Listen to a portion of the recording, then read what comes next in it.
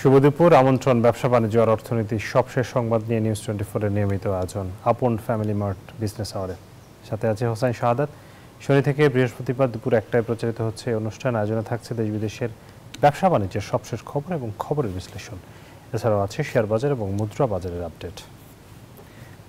খারাপ সময় পার করছে দেশের রপ্তানি খাত। টানা 3 মাসের পতনে সংকটে তৈরি পোশাক সহ বেশিরভাগ রপ্তানিমুখী শিল্প। ব্যবসায়ীরা বলছেন যুক্তরাষ্ট্রের নতুন শুল্ক নীতির প্রভাবে বিশ্বব্যাপী কমেছে পণ্যের চাহিদা, যার প্রভাব পড়েছে রপ্তানিতে। সেই সাথে দেশের রাজনৈতিক অনিশ্চয়তা, ব্যাংকের উচ্চ সুদ হার ও বন্দরের ব্যয় বৃদ্ধির ফলে চরম বিপাকে রপ্তানিকারকরা। আরও 2 থেকে 3 মাস এমন নিম্নমুখী প্রবণতা চলতে পারে বলে শঙ্কা ব্যবসায়ীদের।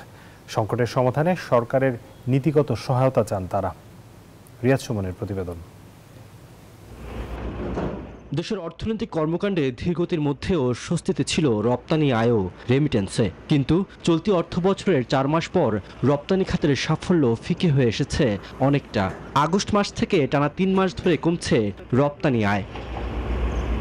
হিসেব বলছে গত অক্টোবরে রপ্তানি হয়েছে 383 কোটি 39 লাখ ডলারের পণ্য।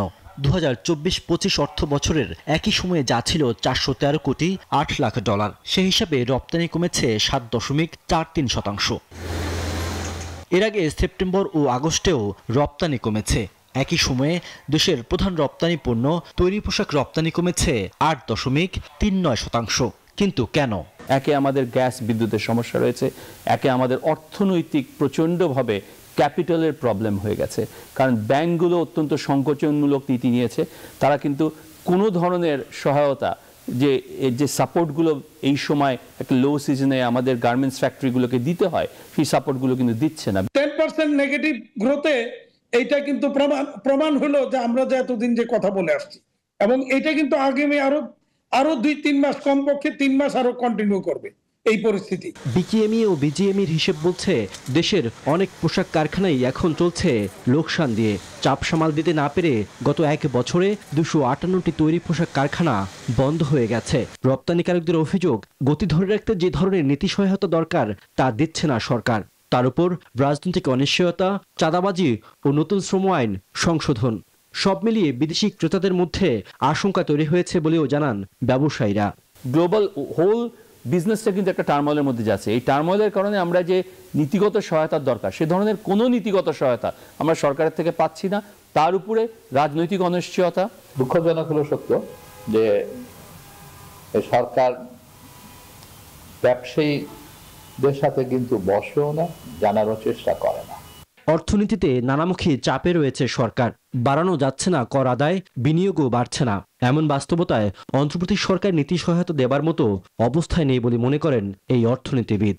অর্থনীতি এখনো একটা চাপের ভিতরে আছে, এবং তার ভিতরে আমি যদি রপ্তানি না বাড়াতে পারি, আমার চাপটা অব্যাহত থাকবে। ফলে নীতি সহায়তা দিতে হবে। তবে সংকট উত্তরণে বিনিয়োগ বাড়ানোর বিকল্প নেই। যুক্তরাষ্ট্র ও ইউরোপীয় ইউনিয়নের বাজার ছাড়াও রপ্তানির জন্য নতুন নতুন বাজার তৈরি করা প্রয়োজন বলে মনে করেন অর্থনীতি বিশ্লেষকরা।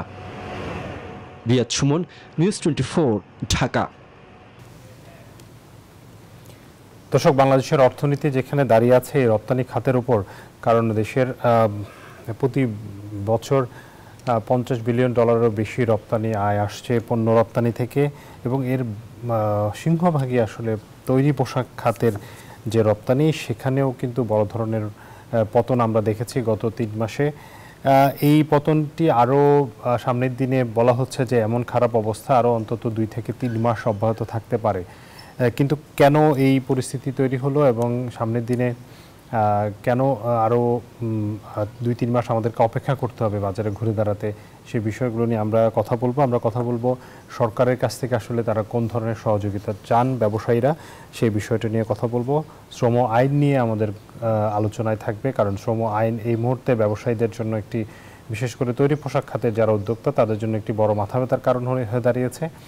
সব কিছু বিষয়ে নিয়ে আমরা আলোচনা করতে চাই। আমাদের সাথে যুক্ত হয়েছেন বিকেএম এর সভাপতি মোহাম্মদ হাতেম। জনাব হাতেম, আপনাকে স্বাগত জানাচ্ছি বিজনেস আওয়ারের আজকের আয়োজনে।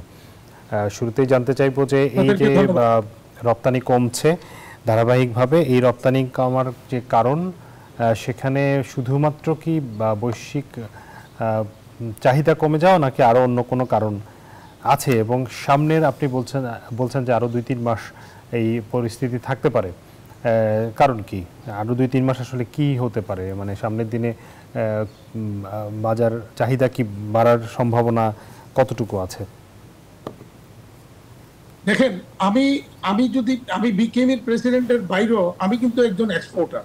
আমার কিন্তু একটা ফ্যাক্টরি আছে এবং আমার গ্রুপে আমাদের ফ্যামিলিতে অনেকগুলি ফ্যাক্টরি, প্রতিনিয়ত প্রতিটা ফ্যাক্টরি কিন্তু নানাভাবে নানা রকম সংকট মোকাবেলা করেই যাচ্ছে।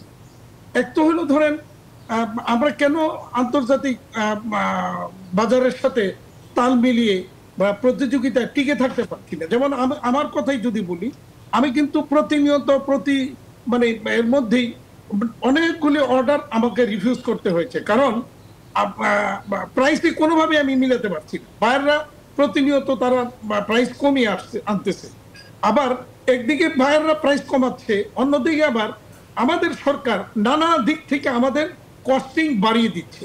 যেমন ধরেন আমাদের গ্যাস বিদ্যুতের দাম বেড়েছে, আমাদের আনুষঙ্গিক সবকিছুর দাম বেড়েছে, আবার শ্রমিকের মজুরি বেড়েছে, আরো বাড়ার জন্য আয়োজন চলতেছে। তো এই এত কিছুর পরে এরপরে ধরেন এখন এই যে পোর্টের চার্জ বাড়লো, ব্যাংকিং নানা রকমের চার্জ, ইন্টারেস্ট সবকিছু বাড়ছে। ফলে আমি কি করে আমি যখনই দেখি অর্ডারটা নেওয়ার জন্য আমি যখন যাচ্ছি, গিয়ে দেখি যে প্রাইস তারা দিচ্ছে, আমি লস ছাড়া এই অর্ডার নিতে পারছি না। তো বাধ্য হয়ে আমরা মাঝে মাঝে ওই লস দিয়ে অর্ডার নেই, কারণ না নিলে আমার তো ফ্যাক্টরি বন্ধ থাকবে, মানে তখন আমি শ্রমিকের বেতন দিতে পারবো। যার কারণে যে আমরা হিসাব করি যে যদি অর্ডারটা করি তাহলে হয়তো 50 লাখ টাকা লস হবে, আর যদি না করি তাহলে হয়তো 3 কোটি টাকা লস হবে। তো তার চেয়ে আমি 50 লাখ টাকা লস দিই, 70 লাখ টাকা লস দিই, অর্ডারটা করি। পরিস্থিতি হচ্ছে এরকম। তো যার ফলে আর বিশেষ করে আমেরিকার বাজারে যখন আপনার নতুন করে ট্যারিফ আরোপিত হলো, চায়না এবং ইন্ডিয়ার উপর হাই ট্যারিফ যখন হলো, তখন চায়না এবং ইন্ডিয়া কি করলো, এক্সিস্টিং যে ইউর মার্কেটে গিয়ে তারা হুমড়ি খেয়ে পড়লো। এবং আমাদের যে ইউর মার্কেটের যে আমাদের একটা বিশেষ করে নিটওয়ারের অ্যাটলিস্ট 55% এক্সপোর্ট কিন্তু ইউ মার্কেটে। তো সেখান থেকে অর্ডারগুলি আমরা নিতে পারছি না এখন, কারণ প্রাইসে মিট করতে পারছি না, যেটা চাইনিজরা বা ইন্ডিয়ানরা প্রাইস মিট করে নিয়ে যাচ্ছে। এখন আপনারা বলবেন যে চাইনিজ বা ইন্ডিয়ান কেন প্রাইস মিট করছে, আমরা কেন পারছি না? কারণ পারছি না এই কারণে, আপনার যদি মনে থাকে 2024 সালের ফেব্রুয়ারি থেকে এলডিসি গ্রাজুয়েশনের দোহাই দিয়ে আমাদের সকল প্রকার ইনসেন্টিভ গুলি বন্ধ করে দিল। এই তখনই আমি বলেছিলাম যে এগুলি কার প্রেসক্রিপশনে বন্ধ হচ্ছে? আইএমএফ এর প্রেসক্রিপশন। আইএমএফ এর শীর্ষ পদগুলিতে কোন দেশের ব্যক্তিরা বসে আছে এবং সেই দেশের স্বার্থ সংরক্ষণ করার জন্য বাংলাদেশের প্রেসার ক্রিয়েট করে এই ইনসেন্টিভ গুলি, যদিও এটা 2029 সাল পর্যন্ত পাওয়ার সুযোগ ছিল, কিন্তু আমাদের সরকার বিশেষ করে বাংলাদেশ ব্যাংকের তৎকালীন গভর্নর ওনারা তড়িঘড়ি করে ওই বিদেশির প্রেসক্রিপশনে আমাদের ইনসেন্টিভ গুলি বন্ধ করে দিল।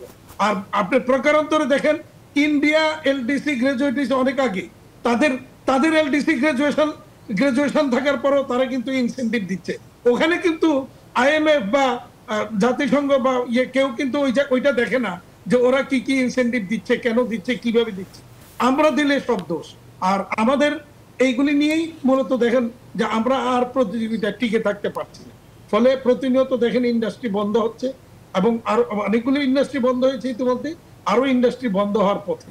তো এই পরিস্থিতিতে আমি যেমন আমি বিনীত অনুরোধ করব বা আপনাদের মিডিয়াকে বলবো, সরকারকে বলবো, আমাদের অনেকে অনেক সময় বলে থাকেন যে সবসময় তো আপনারা ভালো নেই এই কথাই বলেন না।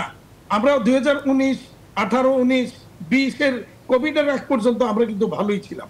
এরপর থেকে কন্টিনিউয়াসলি এই সেক্টরটা নানাভাবে ক্ষতিগ্রস্ত হচ্ছে এবং আমরা নানা রকম সংকট মোকাবেলা করছি একদিকে, অন্যদিকে আমাদের নানাভাবে আমাদেরকে ব্যাংকগুলি ক্ষতিগ্রস্ত করছে।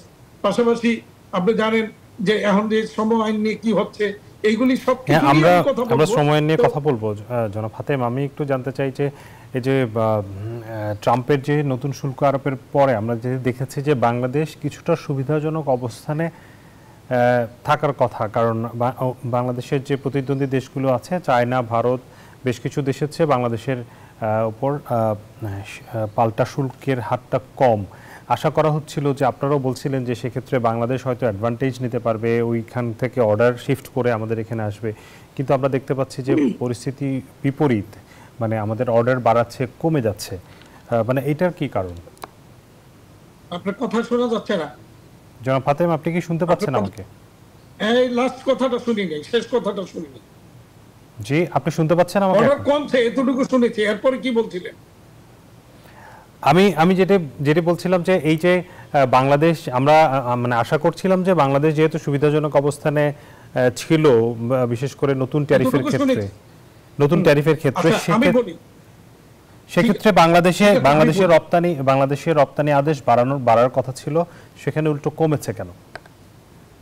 আচ্ছা, আপনি যদি দেখেন যে প্রথমত তো যে আমাদের মার্কিন ট্যারিফের কারণে আমরা কিন্তু একটা অ্যাডভান্টেজ সিচুয়েশনই ছিলাম এবং এখনো আছি, কিন্তু বাইরেরা যেটা হচ্ছে যে বাইরেরা যে 20% ট্যারিফ বেড়ে গেছে, এই ট্যারিফের কিছু একটা অংশ আমাদের উপর চাপিয়ে দেওয়ার জন্য নানা কৌশল অবলম্বন করছে। অর্থাৎ দীর্ঘদিন যদি আমার অর্ডার না থাকে, তাহলে একটা পর্যায়ে হয়তো কি আমরা নেগোশিয়েট করে তার কাছ থেকে তাকে কিছু ছাড় দিয়ে, অর্থাৎ আমি লস দিয়ে হলো তার কাছ থেকে কিছু অর্ডার নিব, এই ফন্দি ফিকিরটা বাইরেরা করছে, যেটা আমি কন্টিনিউয়াসলি আমি বলে যাচ্ছি বাইরদের আনএথিক্যাল বাইং প্র্যাকটিস। এবং তারা মনে করছে, যার কারণে তারা বাল্ক কোনো অর্ডার এখনো পর্যন্ত কিন্তু প্লেস করেনি। ছোটখাটো টুকটাক অর্ডার প্লেস করতেছে, কিন্তু বাল্ক অর্ডারগুলি করছে না। এবং এটা হয়তো দেখা যাবে যে তারা আরো কয়েক মাস এইভাবেই চেষ্টা করবে, এইটা একটা দিক।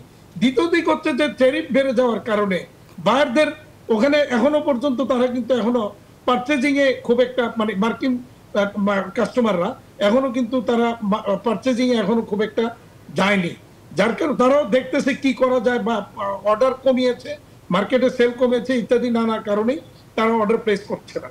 আর দ্বিতীয় কারণ হচ্ছে যে যেহেতু ফেব্রুয়ারিতে একটা নির্বাচনের কথা বলা হচ্ছে, তো সব ভাইয়েরাই মনে করতেছে যে নির্বাচনটা হোক, একটা স্টেবল পজিশনে যাক, রাজনৈতিক যে অস্থিরতা বা নানা কিছু আছে এগুলি একটা স্টেবল পজিশনে গেলে পরে তারা অর্ডার প্লেস করবে, এরকমও তাদের মধ্যে ভাবনা রয়েছে, যেটা তাদের সাথে আলোচনা করে আমরা জানতে পারছি। যেমন আমি কিছুদিন আগে আমি যে কুয়েত সফরে গেলাম, সেখানে আমি কথা বললাম যে ওই সময় তারাও অনেকেই বলতেছিল ইলেকশন শেষ হওয়ার পরে তারা বাংলাদেশে আসবে। তো এই যে মানুষের মধ্যে যে এই যে মানসিকতাটা, এইটা আমাদের জন্য আদৌ ফেব্রুয়ারিতে নির্বাচন হবে কিনা, এটা নিয়েও একটা অনিশ্চয়তার দিকে আমরা দেখতে পাচ্ছি। তো সবকিছু মিলে একটা আনসার্টেন পরিস্থিতির কারণেই মূলত বাইরে আসছেন। আর ইউরোপিয়ান কাস্টমাররাও কিন্তু ওইভাবে, মানে যেভাবে বাল্ক অর্ডারগুলি প্লেস করতেছিল সেটাও কিন্তু কমে গেছে, যেটা ইন্ডিয়া এবং চাইনিজরা যেটা টেক করতেছে ইউর কাছ থেকে। তো এইগুলি নিয়ে আসলে আমাদের যে পরিস্থিতি বর্তমানে, আর দেশে তো আমাদের সংকটের অভাব নাই, একদিকে আমাদের এই গ্যাস বিদ্যুতের সংকট, দ্বিতীয়ত আমাদের ব্যাংকগুলি এত রকম সমস্যা তৈরি করতেছে, মানে প্রতিনিয়ত প্রতিদিন অভিযোগের অভাব নাই আমার কাছে। এজ এ প্রেসিডেন্ট বিকিনি প্রতিদিনই নানা ফ্যাক্টরি থেকে নানা রকমের অভিযোগ আসতেছে। সামান্য কিছু ইয়েতে হইলেই, মানে পান থেকে চুন খসলেই তার রপ্তানি কার্যক্রম বন্ধ করে দিচ্ছে, ব্যাক টু এলসি বন্ধ করে দিচ্ছে। ইভেন আজকে যেমন আমি এখন একটা ব্যাংক থেকে ওখানে তদবির করে আসলাম, এক কাস্টমার গিয়ে তার পেমেন্ট আসছে, সেই পেমেন্ট দিতে পারছে না ব্যাংক, ওই পেমেন্টের থেকে টাকা দিবে, টাকা দিতে পারছে না। আজকে মাসের 9 তারিখ শ্রমিকের বেতন দিবে 7 কর্ম দিবসে, সেই বেতন দিতে পারছে না, ব্যাংক টাকা দিচ্ছে না। তো আপনারা তো মানে অনেক জায়গায় দেখবেন যে শ্রমিক বেতনের জন্য রাস্তায় নামতেছে। এইটা সামনে আরো ভয়াবহ চিত্র আমরা দেখতেছি, আরো বহু ফ্যাক্টরি এরকম বেতন দিতে পারবে না, শ্রমিকরা রাস্তায় নামবে, এই পরিস্থিতি সামনে আসতেছে। আর দুর্ভাগ্যজনক হচ্ছে সরকার, এই যে আমরা এত কথা বলছি, ওনারা কোনোভাবেই মনে করছেন না যে এই ধরনের একটা পরিস্থিতি হয়েছে বা মানে সংকট চলছে, এটা ওনারা মনে করছেন না, যার কারণে ওনারা আমাদের সাথে কোনো প্রকার আলোচনা প্রয়োজন এইটাই মনে করছেন না, যেটা আমাদের জন্য আরো সংকটটাকে আরো ঘনীভূত করছে, আরো গভীরে নিয়ে যাচ্ছে। জি, আপনি থাকুন, আমরা একটু দেখতে চাই যে আজকের পত্রিকাগুলো কি শিরোনাম করেছে বাণিজ্য বিষয়ক, আমরা প্রতিদিনই দেখে থাকি, আমরা একটু দেখতে চাই। দর্শক, আমরা শুরুতেই দেখতে চাই বাংলাদেশ প্রতিদিনের একটি শিরোনাম আছে।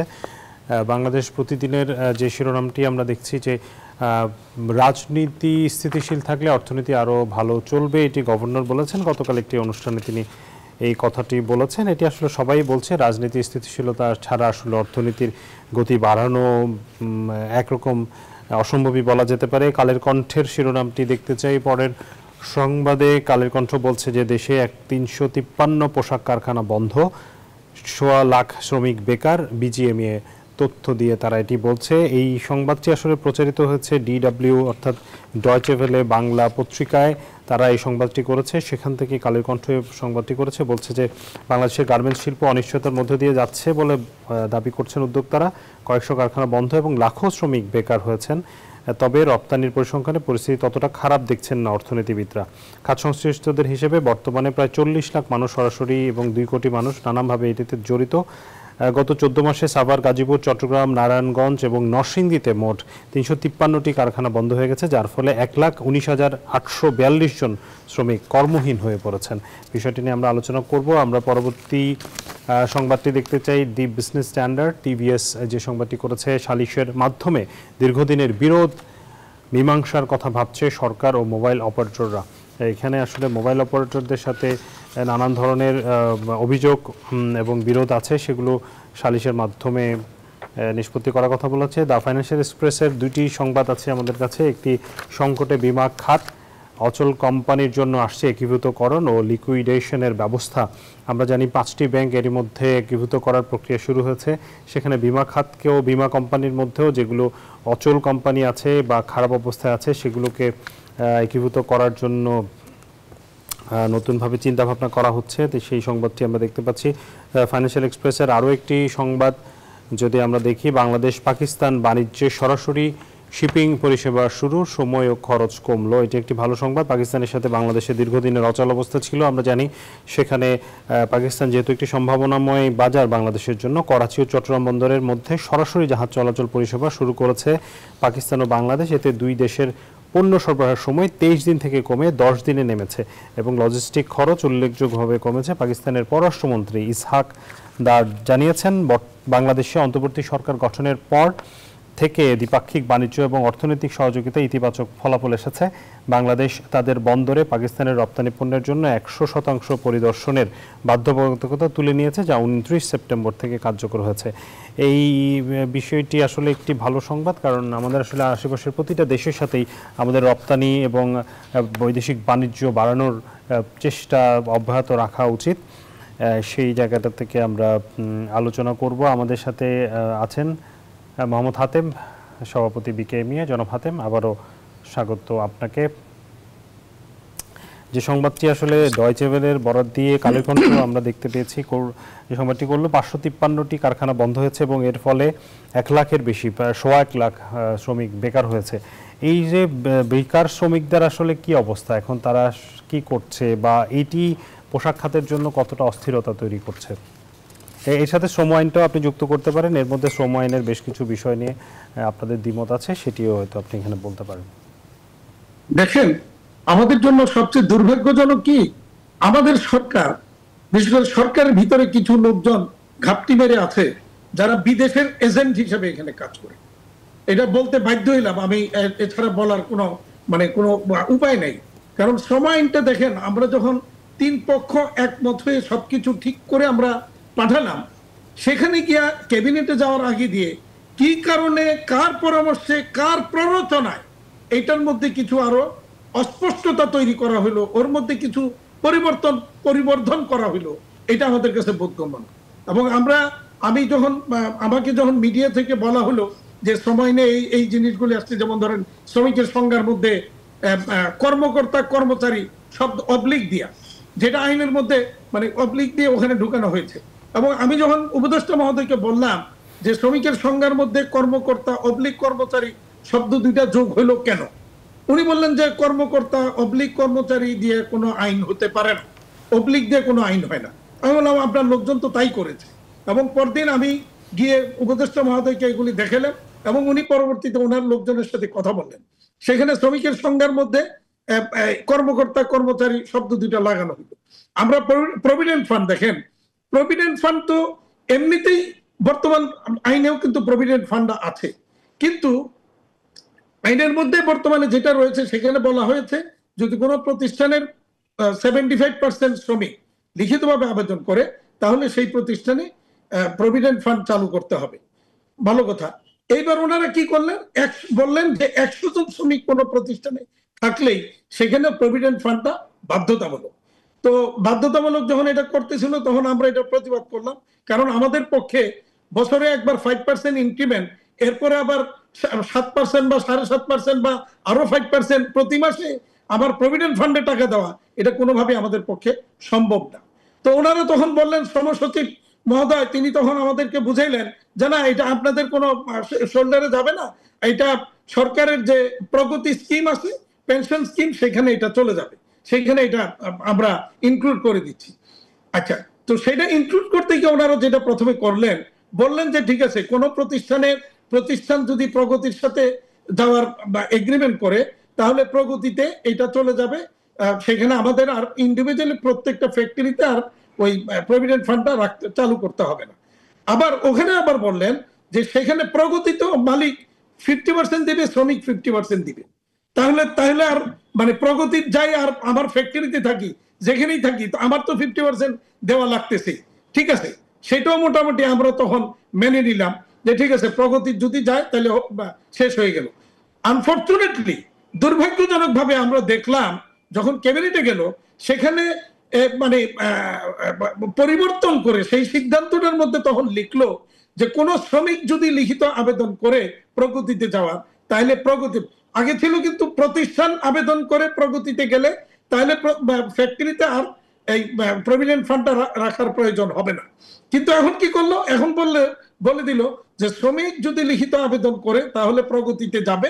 তাহলে কারা যাবে? যে শ্রমিকরা আবেদন করলো।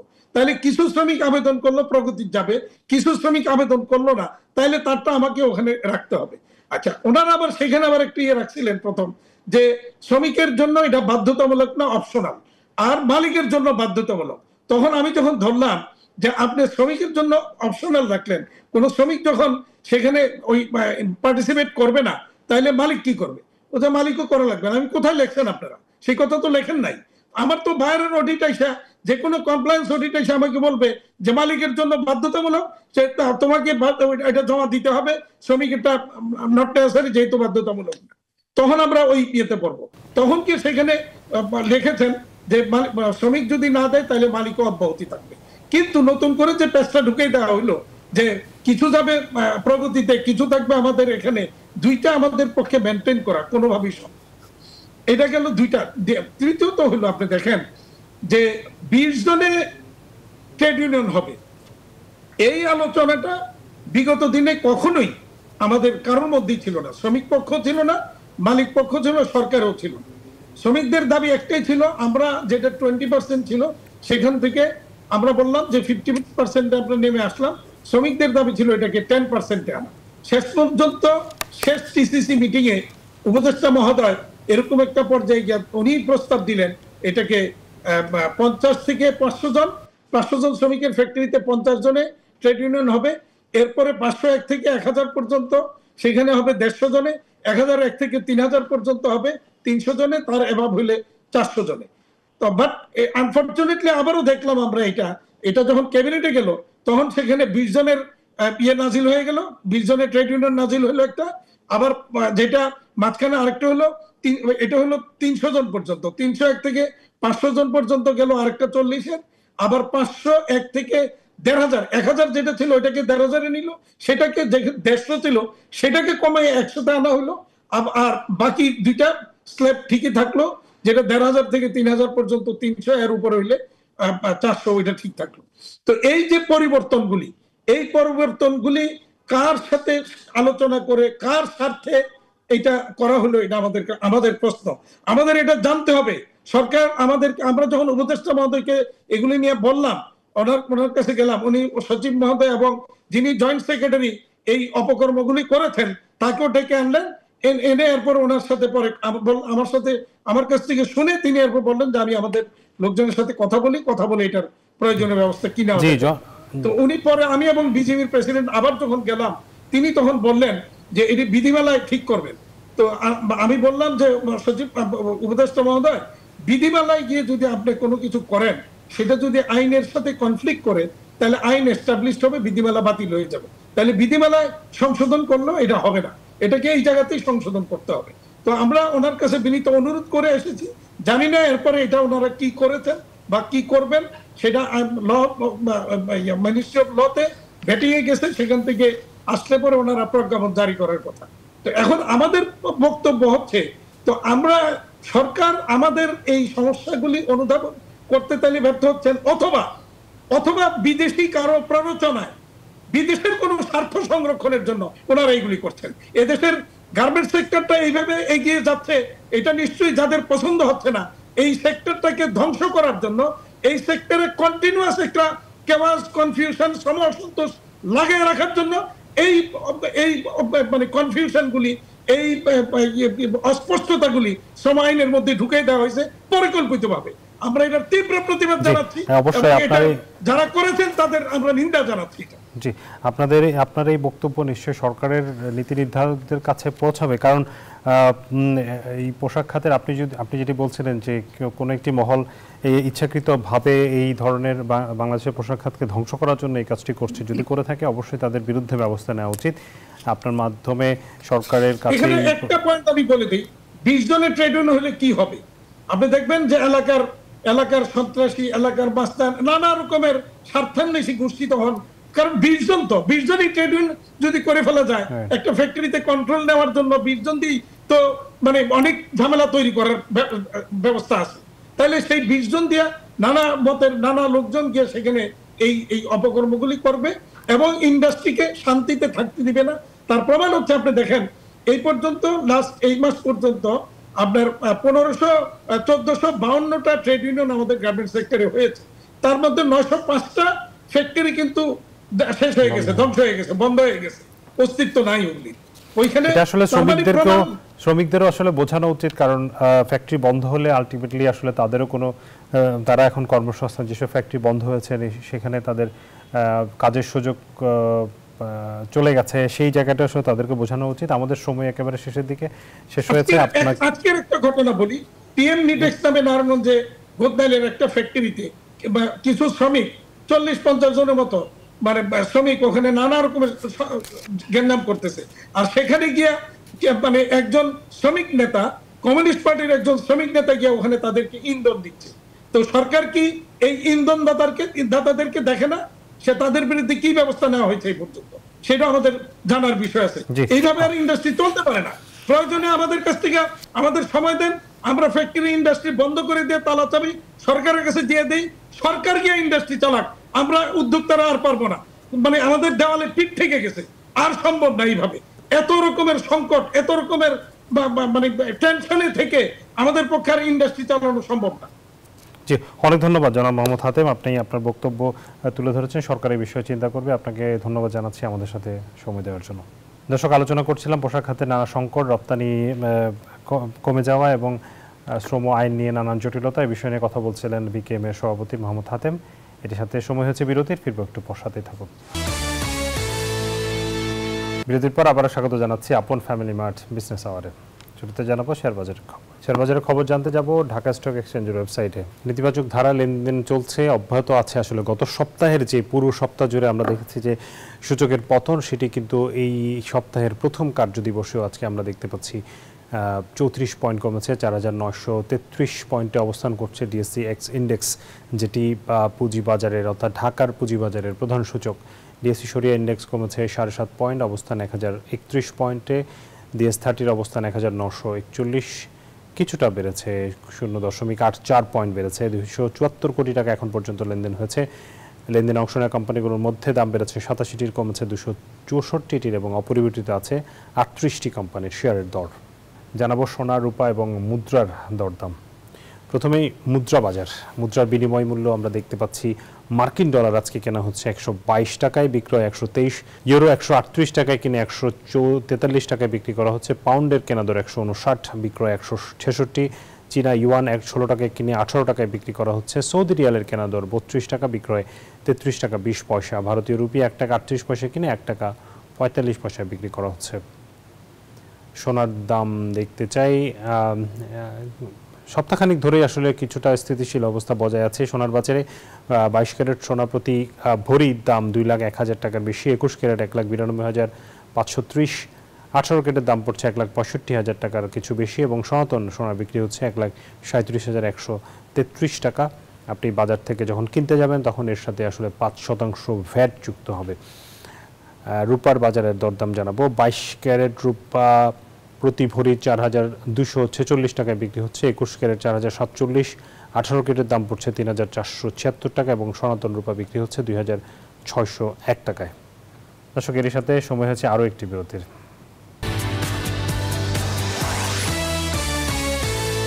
স্বাগত আরও একবার আপন ফ্যামিলি মার্ট বিজনেস আওয়ারে। এবারে জনপদের শিল্প ও বাণিজ্যের খবর। একসময় খটখট শব্দে মুখর থাকত টাঙ্গাইলের তাঁতপল্লী, কিন্তু এখন সেখানে শুনশান নীরবতা। ঐতিহ্যবাহী টাঙ্গাইলের তাঁতশিল্প আজ টিকে থাকার লড়াইয়ে হিমশিম খাচ্ছে। একের পর এক বন্ধ হয়ে যাচ্ছে কারখানা। টাঙ্গাইল থেকে আহমেদ রাসেলের পাঠানো তথ্য ও ছবিতে নেক্সট রিপোর্ট। প্রায় 2 শতাব্দী আগে ঢাকার ধামরাই থেকে এক তাঁতি পরিবার টাঙ্গাইলের পাথরাইল গ্রামে বসতি গড়ে তোলে। তাদের হাত ধরেই শুরু হয় টাঙ্গাইল শাড়ির যাত্রা। একসময় এই শাড়ি ছুঁয়ে যায় আন্তর্জাতিক বাজারও। তবে করোনার ধাক্কা, উৎপাদন খরচ বৃদ্ধি, তুলা আমদানি জটিলতা, পরিবহন ব্যয় বৃদ্ধি ও বাজারে চাহিদা কমে যাওয়ায় একের পর এক বন্ধ হয়ে যাচ্ছে তাঁত কারখানা। জেলার 1 লাখ তাঁতের মধ্যে বন্ধ হয়ে গেছে প্রায় 75,000। এক বছরে সুতার দাম বেড়েছে প্রায় দ্বিগুণ। কারখানাগুলো ঠিকই আছে, সেই খটখটি তাঁতগুলো এখন অনেকটাই বিলুপ্তির পথে। কিছু সংখ্যক আছে, সেগুলো আমরা চেষ্টা করতেছি সেটা টিকিয়ে রাখার জন্য। রপ্তানিতে বাধা, উৎপাদন খরচ বৃদ্ধি আর বাজারে ক্রেতা না থাকায় টাঙ্গাইলের শাড়ি শিল্পে নেমেছে মন্দা। ফলে অনেক তাঁতি ঋণের জালে জড়িয়ে পেশা বদল করছেন। তাঁত তো চললো না, কাপড় তো কেউ নেয় না, বাধ্য হয়েছে আমরা এই তাঁতের ব্যবসা ছাইরা দিয়ে এই মুদির ব্যবসা করার নিয়ে। খালি ঋণের অবস্থায় আছে বা ঋণ করতে আছে। তাতে পেলাম যে তাঁতমাত সব কিছু বিক্রি করি না, একটা অটো কিনছি, অটোই চলাবে নিচ্ছে। দেশীয় বাজারে পশ্চিমা পোশাকের আগ্রাসনও কমিয়ে দিয়েছে টাঙ্গাইল শাড়ির চাহিদা। অভিযোগ শ্রমিকদের। কথাই বলে শাড়িতেই নারী, তো কিন্তু আমরা এটা সঠিক মূল্যায়ন করতে পারতেছি না। দেখা যায় আমরা ওয়েস্টার্নের দিকে আস্তে আস্তে ঝুঁকে পড়তেছি। শাড়ির দোকানে তেমন একটা ভিড় হয় না। ওই সালোয়ার কামিজ, বিভিন্ন ড্রেস, এইগুলাই মানুষ বেশি কিনে। ঐতিহ্য রক্ষায় সরকারি সহায়তা চান টাঙ্গাইল শাড়ি ব্যবসায়ীরা। ভুল নীতির কারণে আমদানি রপ্তানির যে সমস্যাটা একটু প্রকট আকার ধারণ করেছে। সরকারের সহযোগিতা অত্যন্ত প্রয়োজন। এদিকে টাঙ্গাইল তাঁত বোর্ড বলছে তাঁতিদের জন্য ঋণ সহায়তার প্রকল্প হাতে নেওয়া হয়েছে, যা খুব শিগগিরই কার্যকর হবে। তাঁতিদের যেহেতু ঋণ প্রোগ্রাম বাড়ানো যায়, এটা একটা হাতে নেওয়া হয়েছে এবং এটা পরিমাণটা 5 থেকে 10 লক্ষ টাকা পর্যন্ত করা হবে। বর্তমানে টাঙ্গাইলে তাঁতের সংখ্যা 15,000-এরও কম। সময় মতো সরকারি সহায়তা না পেলে হারিয়ে যেতে পারে দেশের এই ঐতিহ্য। Desk report, news 24। নরসিংদীতে উৎপাদিত সবজির খ্যাতি রয়েছে দেশ জুড়ে, রপ্তানি হচ্ছে বিদেশেও। কৃষকরা বলছেন এবারও ফলন ভালোই হয়েছে, তবে ন্যায্য দাম মিলছে না।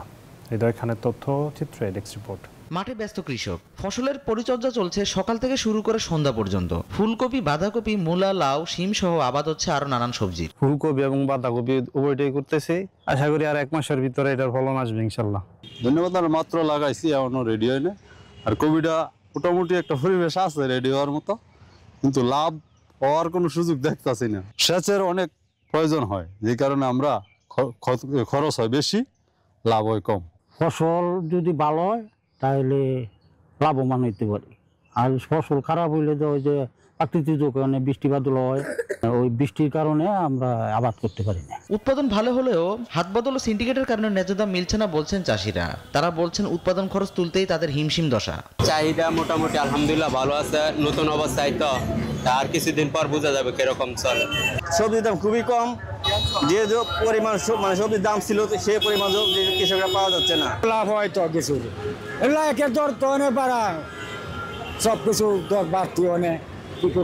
কৃষকদের সব সহযোগিতা করার কথা বলছে কৃষি বিভাগ। কৃষি সম্প্রসারণ অধিদপ্তর আমাদের কৃষকদের সাথে সার্বক্ষণিকভাবে বিভিন্ন প্রযুক্তিগত সহায়তা করে যাচ্ছে, যাতে সবজির উৎপাদনটা বেশি হয় এবং মানসম্মত সবজি আমরা ভোক্তাদের কাছে পৌঁছাতে পারি। এবছর নরসিংদী জেলায় 10,400 হেক্টর জমিতে শীতকালীন সবজির আবাদ করা হয়েছে। Desk report, news 24। এবারে বিশ্ব বাণিজ্যের খবর। যুক্তরাষ্ট্রের দীর্ঘ শাটডাউনের জেরে শনিবারও বাতিল করা হয়েছে প্রায় 1,500 ফ্লাইট। এছাড়াও দেশটির 12টি প্রধান শহরের 6,000-এর বেশি ফ্লাইট বিলম্বে ছেড়েছে। এতে বড় ধরনের ভোগান্তিতে পড়েছেন যাত্রীরা।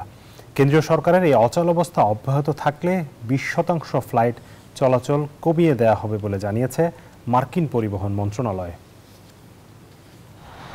মার্কিন ইতিহাসে দীর্ঘতম শাটডাউনে স্তব্ধ যুক্তরাষ্ট্রের জনজীবন, যার জেরে মার্কিন প্রশাসনেও তৈরি হয়েছে কর্মী সংকট।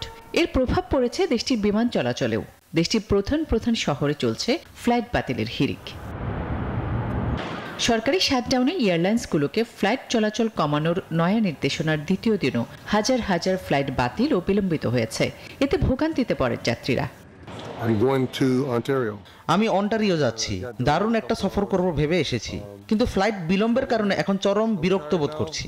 আমাদের ফ্লাইট ছাড়ার কথা রাত 1টায়, এখন সেটি নাকি ছাড়বে ভোর 5:30টায়, অথচ আমাদের সেখানে জরুরি একটা কাজ আছে।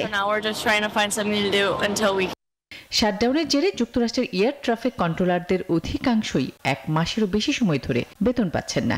একই অবস্থা বিমানবন্দর কর্মীদেরও। এই অবস্থা জারি থাকলে ফ্লাইট বাতিলের হার 20% পৌঁছাতে পারে, এমন বার্তাই দিয়েছে মার্কিন পরিবহন মন্ত্রণালয়। সরকারি ব্যয় সংক্রান্ত বিল নিয়ে ডেমোক্রেটিক ও রিপাবলিকান পার্টির আইন প্রণেতারা সমঝোতায় পৌঁছাতে ব্যর্থ হয় গেল 1 অক্টোবর থেকে যুক্তরাষ্ট্রের কেন্দ্রীয় সরকারের কার্যক্রম বন্ধ বা শাটডাউন শুরু হয়। আসমাতুলি, নিউজ 24। দর্শক, এই ছিল আপন ফ্যামিলি মার্ট বিজনেস আওয়ারের আজকের আয়োজনের সাথে থাকার জন্য ধন্যবাদ সবাইকে।